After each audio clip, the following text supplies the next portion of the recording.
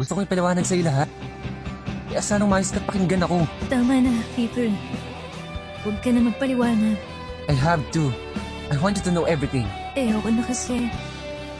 Ayoko na makinig sa'yo. Tama na. Please. Napapagod na kasi ako. Napapagod akong mahalin ka kahit wala na akong ginagawa.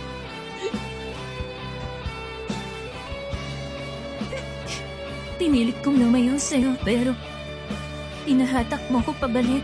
Why? Why are you running away from me? Dahil yun ang dapat. Wala nang dahilan para magstay ako, di ba? Mahal kita, pero hindi mo ako mahal. Tama nang minsan ako napakatanga sa panloloko niyo. Ayoko na maulit pa. Kung ako ang papipiliin, gusto ko nang umalis sa section niyo. Kasi pinapahirapan ako ng presensya mo. Kapag andyan ka, parang dinadurog ang puso ko. Torture sa akin ng pagpasok. Kasi naalala ko lahat ng ginawa natin. Yung masasayang alaala nating lahat.